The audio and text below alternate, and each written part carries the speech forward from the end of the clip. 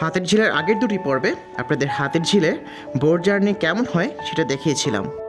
রাতের বেলা হাতের ঝিলের পাশের রাস্তা দিয়ে ঘুরে বেড়াতে কেমন লাগে। আমার এই জার্নি শুরু করব রামপুরায়, শেষ করব একই জায়গায়। চলুন বন্ধুরা, এই জাদুর নগরীর হাতের ঝিলে রাতের বেলা ঘুরে আসি। আমার চ্যানেলটি আজকে যারা নতুন দেখছেন সাবস্ক্রাইব করে সাথে থাকতে পারেন।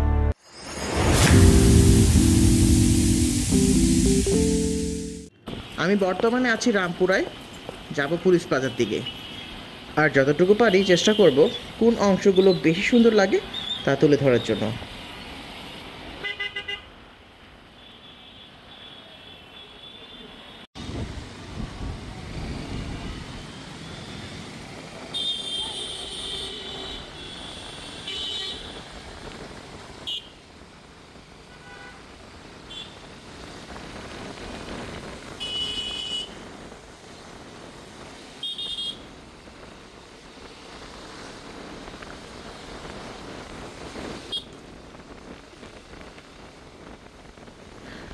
হাতির ঝিলের এই জায়গাটা কিন্তু বসার অনেক সুন্দর ব্যবস্থা আছে।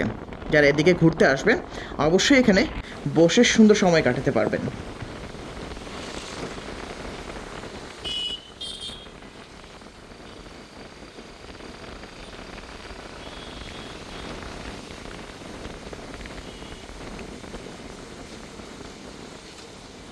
কিছু জায়গা থেকে অনেকটা ঢাকা শহরই খুব স্পষ্টভাবে দেখা যায়।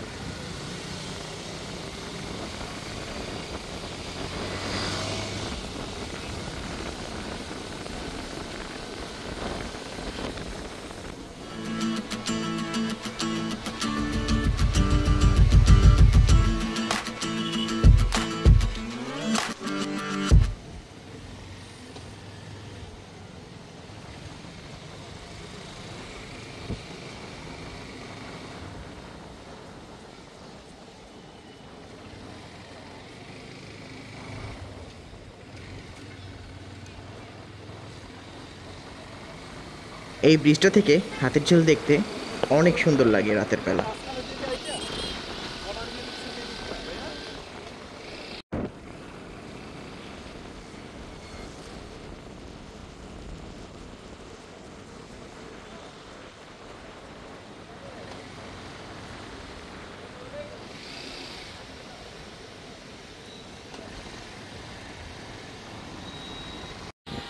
তো দেখতে দেখতে পুলিশ প্লাজা চলে এসেছি, অনেক তাড়াতাড়ি চলে এসেছি। আমি পুরো রাস্তায় ভিডিওতে ধারণ করেছি। এখানে মাঝখানে কিছু বসার জায়গা আছে, একটা রেস্টুরেন্ট আছে এবং চটপটির কিছু দোকান আছে।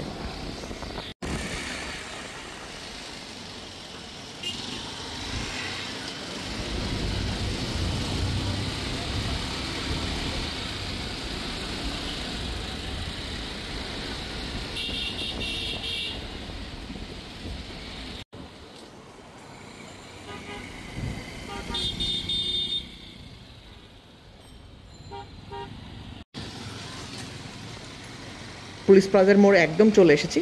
এখান থেকে যেমন হাতির ঝিলের সার্কুলার বাসগুলো ছাড়ে, ঠিক তেমনভাবেই হাতির ঝিলের বোটগুলোও পাওয়া যায়। পুলিশ প্লাজা থেকে এখন আবার রামপুরের দিকে যাব, মানে একদম বৃত্তাকারে ঘুরছি জায়গাটা ধরে। এখানে কিন্তু দারুণ একটা রেস্টুরেন্ট আছে হাতির ঝিলের সাইডে, তবে এখানে আসতে হবে বর্ষাকালে, যখন হাতির ঝিলের পানি বেশি থাকে, যার জন্য কোনো দুর্গন্ধ আপনি পাবেন না এখানে।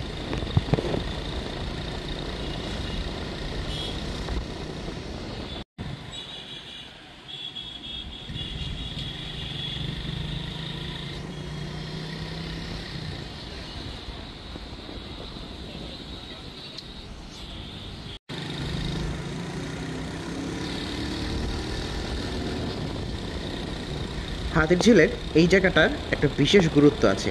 এখানে সারি সারি বেঞ্চ রাখা হয়েছে এবং এখানে প্রচুর মানুষ সময় কাটাচ্ছে, আড্ডা দিচ্ছে, প্রেমও করছে সাথে।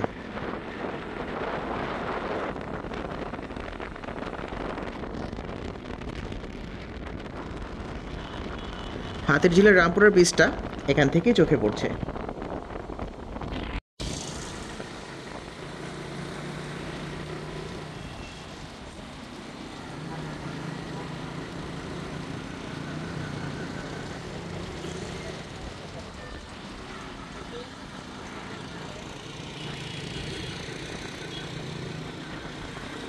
এই রেস্টুরেন্টটাও খুব ভালো এবং এটা শীতাতাপ নিয়ন্ত্রিত রেস্টুরেন্ট। এখানে আপনি 12 মাসে আসতে পারবেন এবং হাতির ঝিলের সৌন্দর্য উপভোগ করতে পারবেন।